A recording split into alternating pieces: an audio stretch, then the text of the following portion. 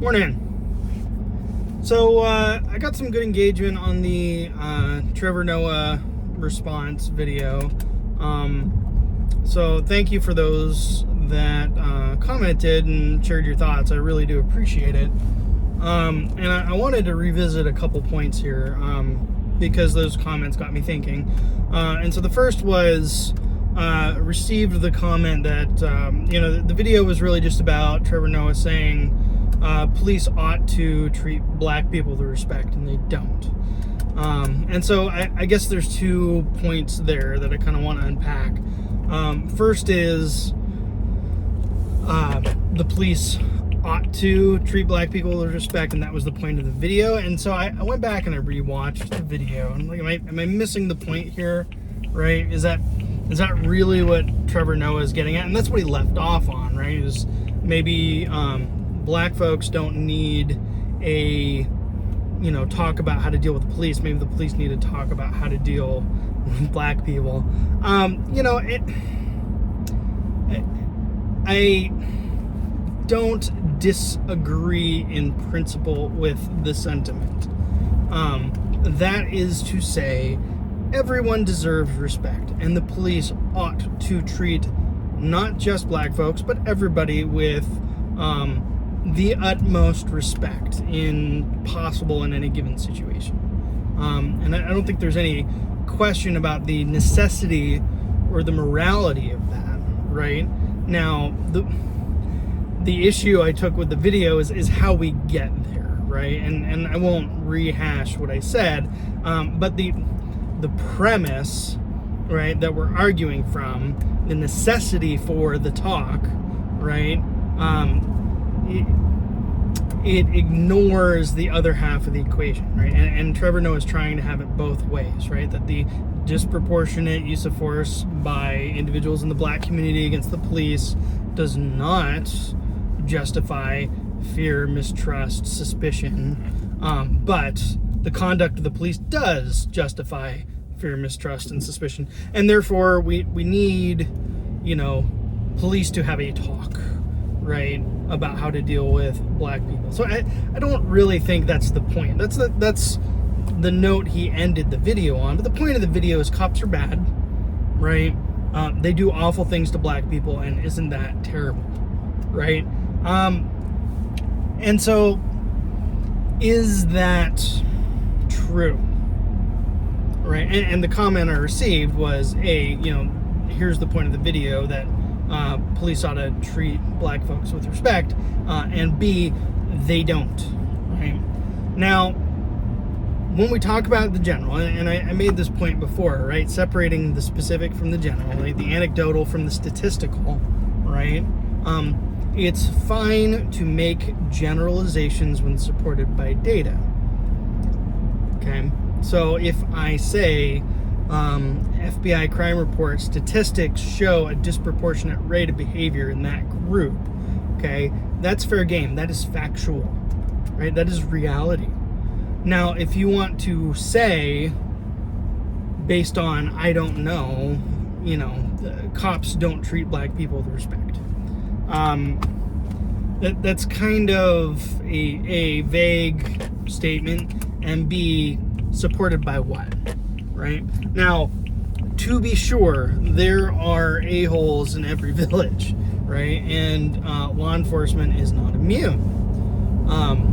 But again, let's separate the specific from the general, right? Because what was made was a generalized statement. Police, as a group, do not treat black folks as a group with respect.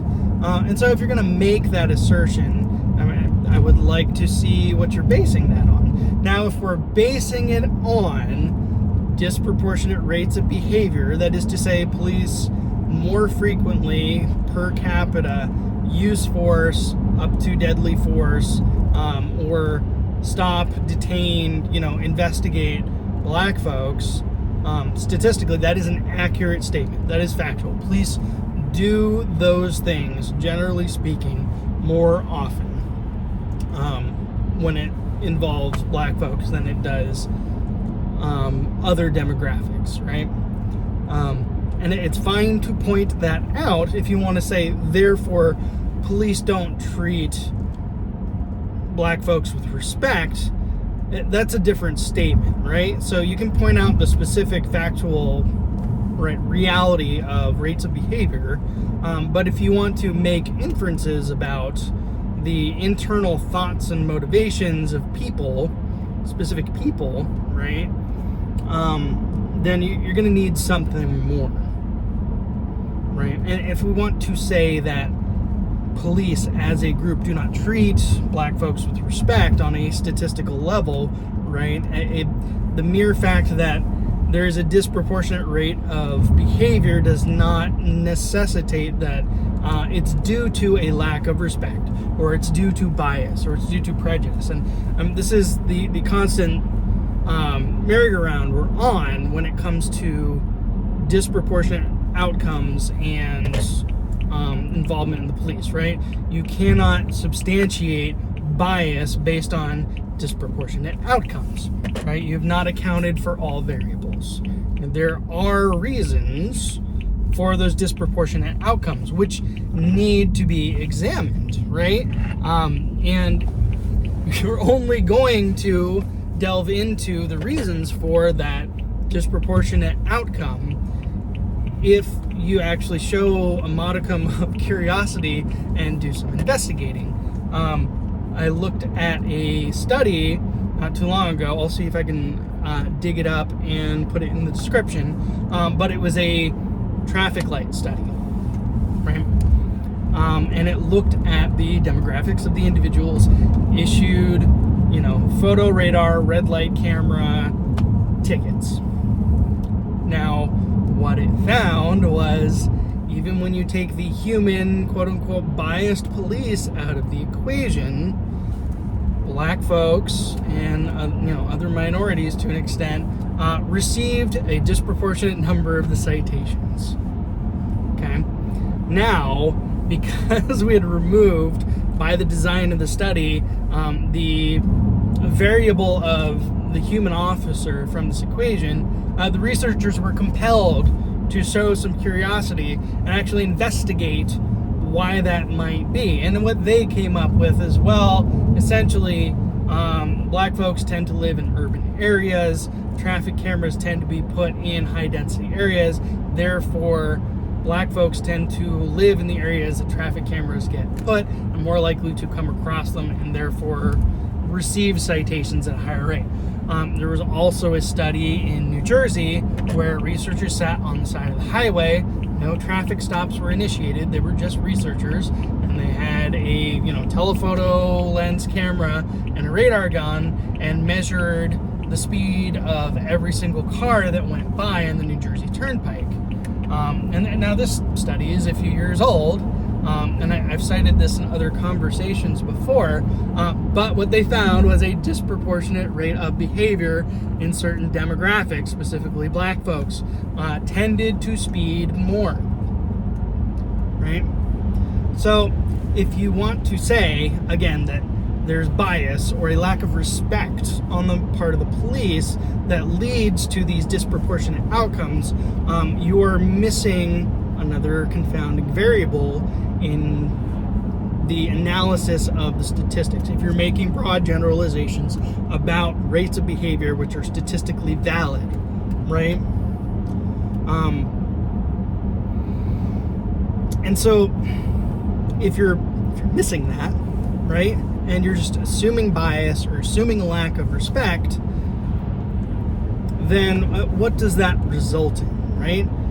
If you're making the accusation, right, if you're feeding into the narrative that the police are the problem, that the police need to have a talk about how to deal with black people, that it's police training that leads to these disproportionate outcomes, and there's a whole slew of variables contributing to these outcomes that you're ignoring, then the outcomes will continue no matter what you do. And you will continue to be frustrated and confounded by the fact that, you limit the officer's ability to use reasonable suspicion to initiate stops. You eliminate officers' abilities to initiate traffic stops, and yet the rates of behavior persist in the underlying demographic. That is, black folks, for whatever reason, continue to violate these laws at a statistically significantly higher rate for whatever reason. And these problems continue to occur despite all your policy changes, right? And so you're not resolving the issue, right? And we don't want black folks to be killed at a disproportionately higher rate. We don't want anybody to be killed at a disproportionately higher rate, right?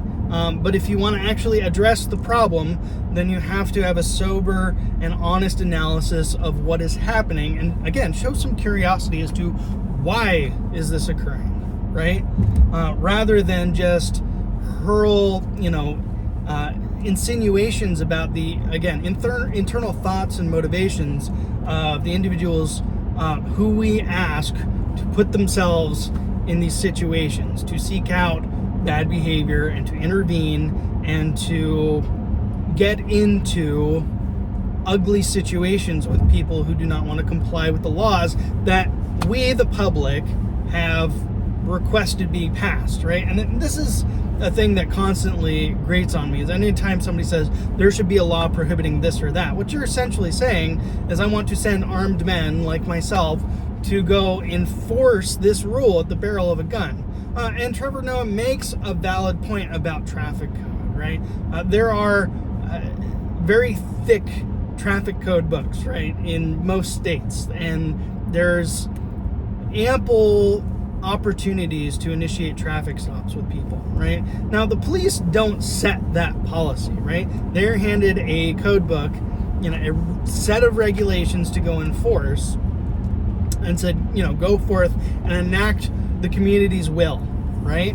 And if the community is unhappy with the service provided based on the rules that their elected representatives had set, then maybe we need to change the rules, right? And that is not the fault of the officers. That is not a lack of respect or empathy or an indication of bias on the part of the officers. That is merely the officers doing the thing they were asked to do, right? So, do the police need to have a quote-unquote a talk about how to deal with black folks, right? I think everyone, law enforcement, not law enforcement, any age, race, gender, ethnicity, needs more education on how to interact with police, right? And that's part of what I'm doing and why this matters to me is I want people to understand the thoughts and motivations and concerns of the people who we ask to go and do these things, right?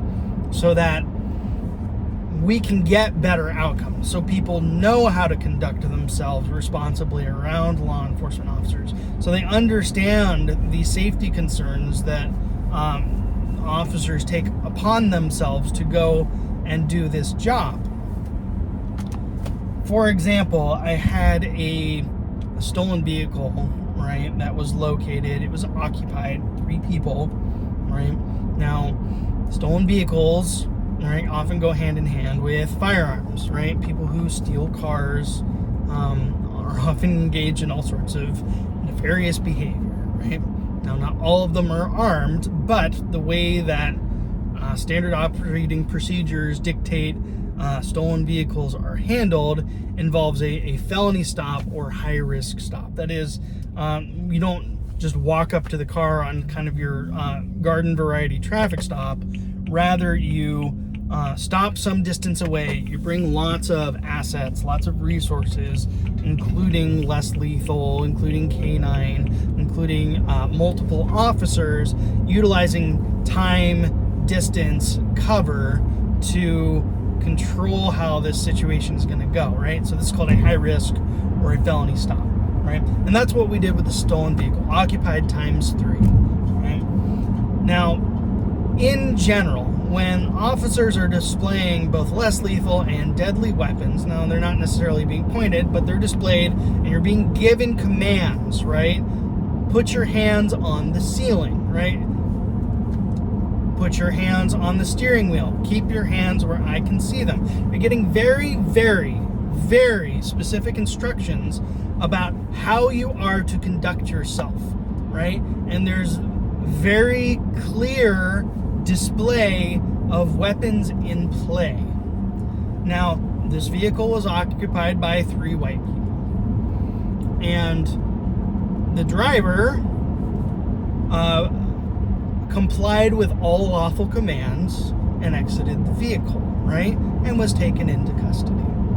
The front passenger was screaming about her rights, and this is unlawful, and you can't do this, right? And was not complying with commands.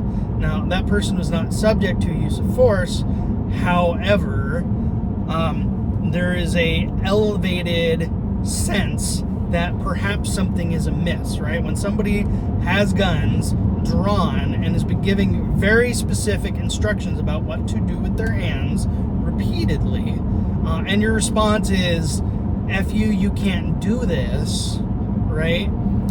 It makes the person on the other end giving the lawful commands wonder, what is your intent? What weapons do you have in the car?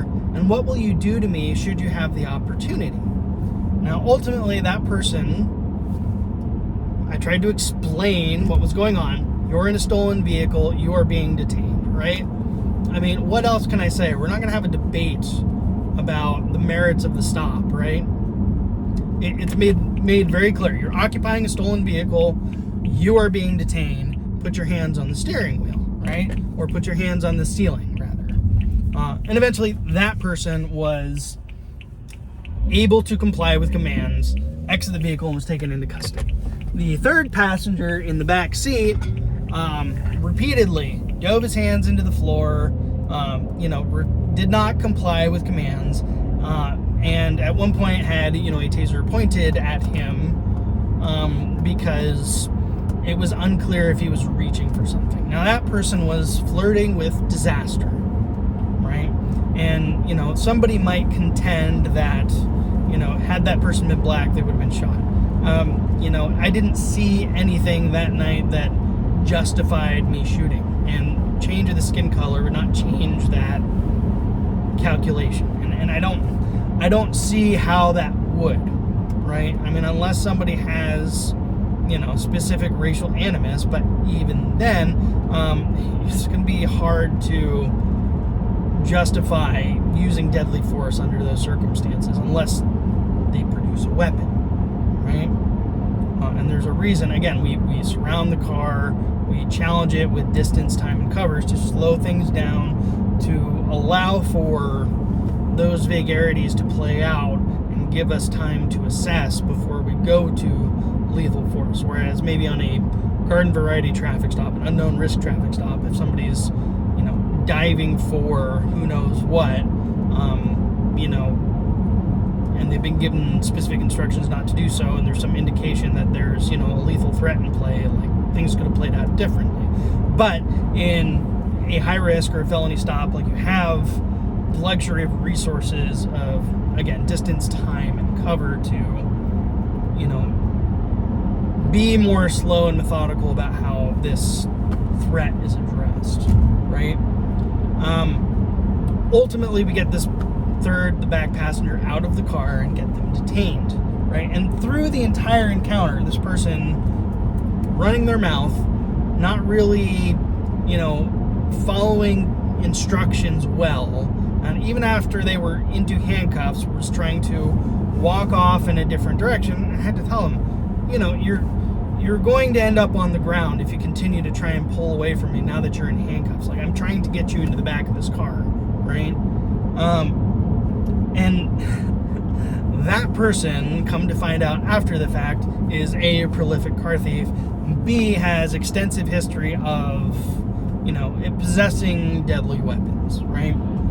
So you never know about the people. The other 2 people in the car, they're whoever, right? They don't have some kind of extensive history compared to this other person who ended up actually getting arrested for, a carjacking a week or so later, right? You don't know. Now, those folks, I took the time to try and explain in some measure, especially to the guy who knew better, but I explained to him anyway the dangers of conducting himself in the manner that he did, right? So it wasn't me that needed a lesson about how to deal with people. Like, I have been trained. I've been through these situations. Nothing bad happened. I was able to handle the situation, right? But those folks made it more difficult, right? We resolved it peacefully in spite of their conduct, not because of it, right?